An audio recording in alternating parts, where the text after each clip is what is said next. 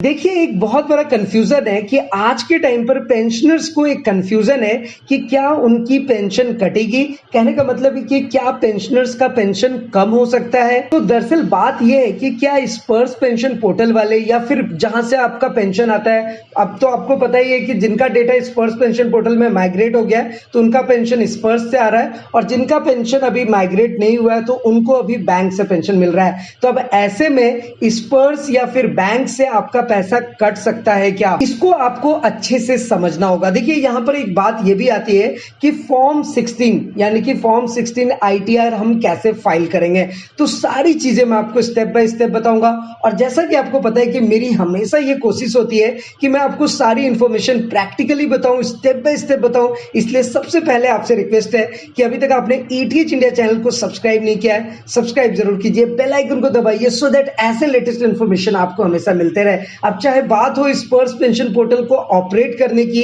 या फिर life certificate submit करने का या फिर इनकम टैक्स डिपार्टमेंट से, सारी चीजें मैं आपको प्रैक्टिकली बताता हूं। इसलिए तो आपसे रिक्वेस्ट करता हूं कि आप हमें सब्सक्राइब करके रखिए। तो चलिए, सबसे पहला कंफ्यूजन तो ये आता है लोगों को कि जो पेंशनर्स है वो फॉर्म 16 डाउनलोड कैसे करेंगे, फॉर्म 16 उन्हें मिलेगा कैसे। तो देखिए, फॉर्म 16 लेने के लिए आपको करना कुछ नहीं है, बस अपने स्पर्श पेंशन पोर्टल में आ जाना। अब स्पर्श पेंशन पोर्टल में आने के लिए आपको तो पता ही है कि स्पर्श का जो ऑफिशियल वेबसाइट है वो है spurs.defensepension.gov.in, जो कि आप यहाँ पर क्लियरली देख ही सकते हैं। अब यहाँ पर ओपन करने के बाद आपको यहाँ पर राइट साइड में लॉगिन का बटन मिलता है, बस आपको लॉगिन बटन पे क्लिक करना है, अपना यूजर नेम पासवर्ड एंटर करेंगे, उसके बाद अपना कैप्चा कोड देंगे। यहाँ पर कैप्चा कोड एंटर करने के बाद जस्ट आपको लॉगिन बटन पे क्लिक करना है और यहाँ पर आप देख सकते हैं कि हमारे सामने स्पर्श पोर्टल का जो मेन डैशबोर्ड है वो ओपन होकर के आ गया है। तो यहाँ पर जो हमारे पास जब भी आपका स्पर्श पेंशन पोर्टल का मेन डैशबोर्ड ओपन होगा तो आपके सामने कुछ इस तरीके का ऑप्शन आएगा। और देखिए, यहाँ पर एक ऑप्शन होता है माई डॉक्यूमेंट्स का। तो यहाँ पर माई डॉक्यूमेंट्स में क्या करना है कि आपको जस्ट इस पे क्लिक करना होता है। तो मैं एक बार जैसे इस पे क्लिक करूंगा तो यहाँ पर देखिए आपको फॉर्म 16 का ऑप्शन मिल जाएगा। वैसे तो यहाँ पर बहुत सारे ऑप्शन मिलेंगे, लेकिन आज अगर हम फॉर्म 16 आईटीआर फाइल की बात करें तो वो ऑप्शन आपको यहाँ पर दिखेगा। अब आपको फॉर्म 16 पे क्लिक करना है, अपना ईयर सिलेक्ट करना है, जैसे कि अभी मुझे करंट ईयर का फॉर्म 16 चाहिए। सर्च बटन पे क्लिक करेंगे और इस तरीके से आप अपना फॉर्म 16 डाउनलोड कर सकते हैं। वैसे आप यहाँ पर देख सकते हैं कि फॉर्म 16 हमें शो नहीं हो रहा है, तो यहाँ पर आपको ये समझना होगा कि यहाँ पे फॉर्म 16 क्यों नहीं दिख रहा है। देखिए, पेंशनर्स के बीच में कंफ्यूजन यही है कि पेंशनर्स का पेंशन कट जाएगा, उनको टैक्स पे करना पड़ेगा, स्पर्श वाले या फिर बैंक वाले उनका पेंशन काटेंगे। ऐसा बिल्कुल भी नहीं है। अपने कंफ्यूजन को दूर करना है। देखिए, फॉर्म 16 जो है वो सबके लिए नहीं है, इस चीज को आप अच्छे से समझ सकते हैं। देखिए, फॉर्म 16 सिर्फ उन पेंशनर्स के लिए है जिनका पेंशन ऑलरेडी टैक्स डिडक्ट होता है। तो अगर हम बात करते हैं इनकम टैक्स रिटर्न फाइल करने की, तो ऐसा नहीं है कि जितने सारे के सारे पेंशनर्स को फॉर्म 16 लाना होगा, उनको इनकम टैक्स रिटर्न फाइल करना होगा, ऐसा बिल्कुल भी नहीं है। इसको आप इस तरीके से समझ सकते हैं, जिनको जो पेंशन मिल रहा है उस पेंशन में अगर उनका टैक्स डिडक्ट होता है, चाहे वो बैंक से डिडक्ट हो या स्पर्श से डिडक्ट हो। देखिए, इस बात को आप अच्छे से समझ लीजिए। अगर आपका डेटा स्पर्श में माइग्रेट नहीं हुआ है तो आपका पेंशन बैंक से मिल रहा है, और अगर आपका डेटा स्पर्श में माइग्रेट हो गया तो आपका पेंशन स्पर्श से मिल रहा है। तो इन दोनों केसेस में बात यही है कि अगर डेटा माइग्रेट हुआ तो स्पर्श में फॉर्म 16 निकालना कैसे है, लॉगिन करके मैंने आपको यहाँ पे लाइव दिखा दिया।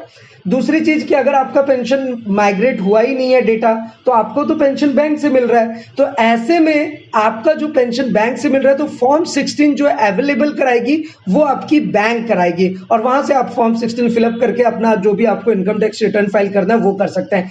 इनकम टैक्स रिटर्न फाइल करने के लिए, फॉर्म 16 भरने के लिए आपको क्या करना है कि आपकी कैटेगरी देखनी होती है। तो बहुत सारे जो हमारे ओआरस के जो पेंशनर्स हैं उनका पेंशन ही उस लेवल का नहीं होता कि उनका ऑलरेडी उसमें टैक्स डिडक्ट हो रहा है, तो उनको जो है फॉर्म 16 भरने की जरूरत नहीं है। इसलिए इस कंफ्यूजन को आप दूर कर लीजिए। अब इस तरीके से अगर हम इनकम टैक्स डिपार्टमेंट की ऑफिशियल वेबसाइट की बात करें तो वो देखिए, इनकम टैक्स डिपार्टमेंट का ऑफिशियल वेबसाइट है income incometax.gov.in।